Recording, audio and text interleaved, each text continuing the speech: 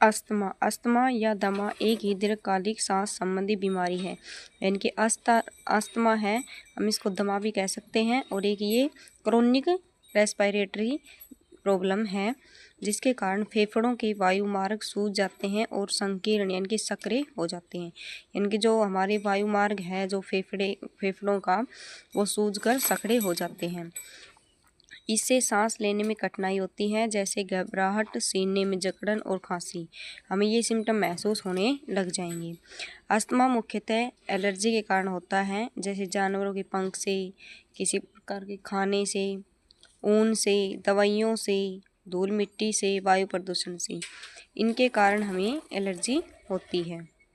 Sign symptom: तेज जुकाम हो जाएगा, सांस लेने में कठिनाई, नाक बंद होना, हृदय गति तथा श्वसन गति में तेज होना, रक्त में O2 की कमी हो जाएगी, साय साय की आवाज़ यानी कि विजनिंग, खांसी, छाती में तनाव तथा कसावट, बोलने में परेशानी होगी, बेचैनी और थकावट। फिर हम ट्रीटमेंट O2 थेरेपी देंगे यानी कि ऑक्सीजन थेरेपी देंगे, अस्थमैटिक ड्रग देंगे, एग्जाम्पल डेरिफिलिन, थेरोफिलिन, एसिब्रोफिलिन। एंटीबायोटिक ड्रग देंगे, एंटी टिश्यू ड्रग देंगे जो फ्लूइड को फोड़ देगी, यानी कि जो फ्लूइड बन जाता है उसको फोड़ देगी। स्टेरॉइड ड्रग देंगी, धूल मिट्टी व जिससे रोगी को एलर्जी है उससे हम दूर रखेंगे।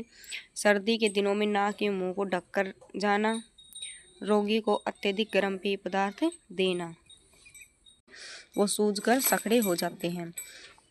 इससे सांस लेने में कठिनाई होती है, जैसे घबराहट, सीने में जकड़न और खांसी। हमें ये सिम्टम महसूस होने लग जाएंगे।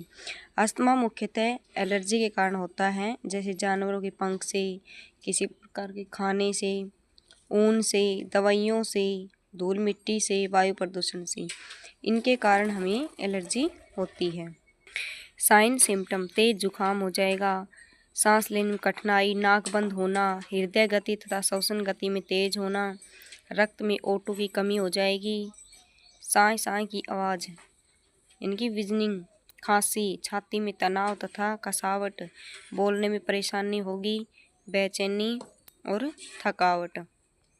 फिर हम ट्रीटमेंट O2 थेरेपी देंगे यानी कि ऑक्सीजन थेरेपी देंगे, अस्थमैटिक ड्रग देंगे, एग्जाम्पल डेरिफिलिन, थेरोफिलिन, एसिब्रोफिलिन। एंटीबायोटिक ड्रग देंगे, एंटी टिश्यू ड्रग देंगे जो फ्लूइड को फोड़ देगी, यानी कि जो फ्लूइड बन जाता है उसको फोड़ देगी।